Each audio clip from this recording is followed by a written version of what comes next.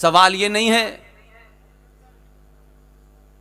जिसका चचा है जो खुलेआम एक एमएलए की हत्या करता है उत्तर प्रदेश में, सिटिंग बीजेपी के एमएलए की हत्या करता है। दुनिया का पहला देश है ये जहां एक मत के मानने वाले 90 से 100 करोड़ लोग हैं। वो किसी की हत्या करने के लिए इकट्ठे नहीं होते, किसी की गर्दन पे तलवार रख के ये नहीं कहते कि तुम अपने मजहब को बदल के हमारे मजहब में आ जाओ। और शायद हमें कभी इस बात का एहसास नहीं होता कि हम जाने अनजाने दुनिया के सामने कितने कायर और डरपोक दिखते हैं। हम सबको इंडिविजुअली बड़ी अच्छा लगता है, हमारा बेटा अच्छा हो, हमारी बेटी अच्छी हो, समाज में अच्छा दिखने का शौक है। लेकिन यह राष्ट्र 90 करोड़ लोग किसी देश के अंदर बहुमत में हो, ताकत में हो, सबसे ज्यादा जीएसटी देते हो, टैक्स देते हो, डिसिप्लिन को मानते हैं, टूटा फूटा अच्छा बुरा जैसा भी संविधान है उसे मानते हैं। यह समाज सरकारों से भीख मांग रहा है। हमें समान नागरिक अधिकार चाहिए। यह सुन के सवाल कभी शर्म नहीं आती। दुनिया में नियम है कि जो कम गिनती में होता है वो समान अधिकारों की बात मांगता है। और आप समान अधिकारों में किसी के अधिकारों को छीनने की बात नहीं कर रहे। आप इतने दीनहीन हो चुके हैं, यह शर्म की बात है। यह तत्कालिक छोटा सा फायदा, 2 किलो के चावल, 1 महीने बिजली का बिल, जीएसटी में कितनी छूट, इनकम टैक्स में कितनी छूट, जिस दिन इसको साल भर के लिए तय कर लेंगे, 1 साल इस पे बात ही नहीं करनी, उसी दिन यह समाज हजारों साल पुराने अपने इतिहास को जान जाएगा।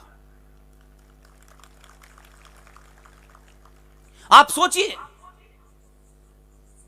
कि हम भारत माता की जय कहते हैं, जो अबकी से कहे जरा उसका हाथ रोक के उससे पूछिए ये भारत माता क्या है,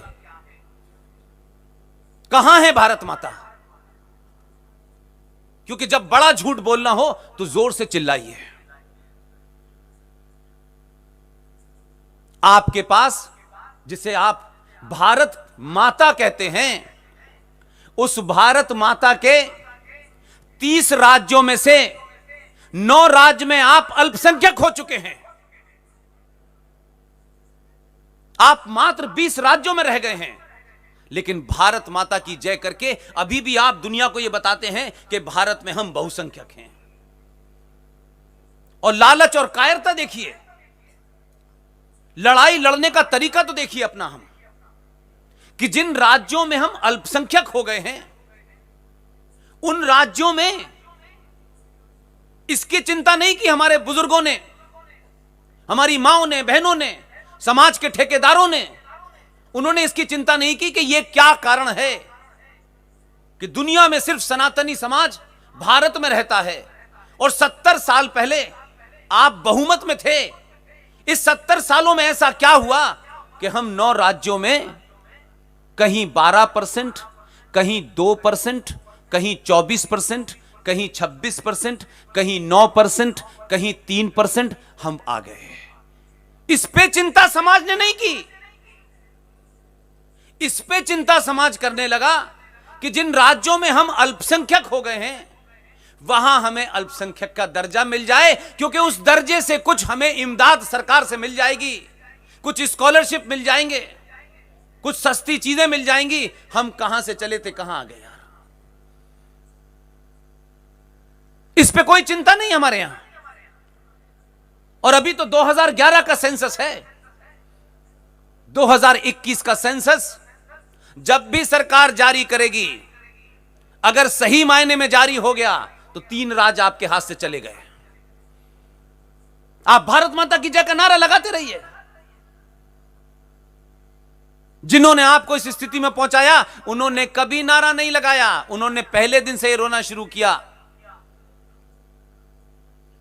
हमारे साथ नाइंसाफी हो रही है, हमें डराया जा रहा है, हमें धमकाया जा रहा है। और यह सिलसिला आज का नहीं है।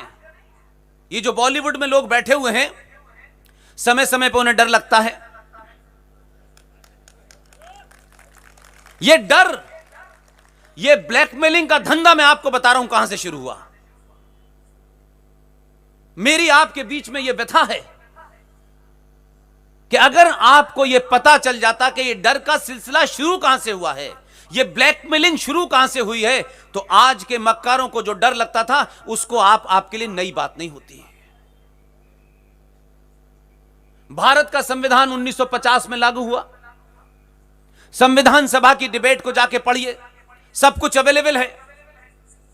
संविधान सभा में जब संविधान ऑलमोस्ट कंप्लीट हो गया तो कुछ मक्कार, जिसमें एक मक्का में पैदा हुआ था 1888 में, 1888 में मक्का में पैदा हुआ, 1902 में भारत आया, 1906 में मुस्लिम लीग बनी। न स्कूल गया, न मदरसा गया, न कॉलेज गया, न विश्वविद्यालय गया। और उस दौर में डॉक्टर राजेंद्र प्रसाद जैसा आदमी, राधा कृष्ण जैसे आदमी जो ज्ञान का भंडार बताए जाते हैं, चापलूसी का आलम देखिए कि भारत का पहला शिक्षा मंत्री जो निपट जाहिल था वो 1947 से लेकर 1958 तक आपका शिक्षा मंत्री रहा। आपने कभी सवाल नहीं पूछा? वो मौलाना आजाद, वो रफी अहमद किदवई, ये तमाम मक्कारों ने एक खेल खेला जो आपको मैं तथ्यों पे बता रहा हूं, जाके उसको सर्च कीजिए। भारत के संविधान में एक धारा है जिसका नाम नंबर है 14 यह भारत की संविधान की धारा यह कहती है कि जो भी भारत का नागरिक है, उसका रंग क्या है, उसकी जाति क्या है, उसका मजहब क्या है, वो कैसा दिखता है, उसके सबके बराबर के समान नागरिक हैं, समान अधिकार हैं। ये 14 कहता है। लेकिन वो कितने शुरूड लोग थे। आप तो आज देख रहे हैं एक मक्कार जो भारत का, मेरे विश्वविद्यालय का वाइस चांसलर रहा, बाद में माइनॉरिटी कमीशन का चेयरमैन रहा, ईरान में भारत का राजदूत रहा, और भारत की संसद में बैठे हुए लोगों ने 2 बार उसे उपराष्ट्रपति बनाया। यह किसका चचा है? याद है? 2 बार जिसे भारत का उपराष्ट्रपति बनाया, वो मक्कार कुर्सी से उतर के कहता है कि भारत में डर लगता है। सवाल ये नहीं है, जिसका चचा है, जो खुलेआम एक एमएलए की हत्या करता है उत्तर प्रदेश में, सिटिंग बीजेपी के एमएलए की हत्या करता है, एक सिटिंग डीएसपी की हत्या करने के लिए उस वक्त की सरकार में बैठे हुए भगवान कृष्ण के वंशज जिन्हें होना चाहिए था, वो मुलायम सिंह के वंशज निकले। वो उस डीएसपी को भी मारना चाहता था। उस आदमी को पता चला कि 2017 में एक गेरुए वस्त्र वाला आ गया है। आप अपनी ताकत को पहचानिए। आप किस पार्टी और किस विचारधारा में हैं, इसमें मेरा कोई इंटरेस्ट नहीं है। इसलिए जिस दिन अपने अंदर से पार्टी और संगठनों के गुलाम होने में और राष्ट्र के बीच में चुनना पड़े, तो राष्ट्र के गुलाम होने में ज्यादा बड़ा मजा है पार्टियों और संगठनों के गुलाम होने में।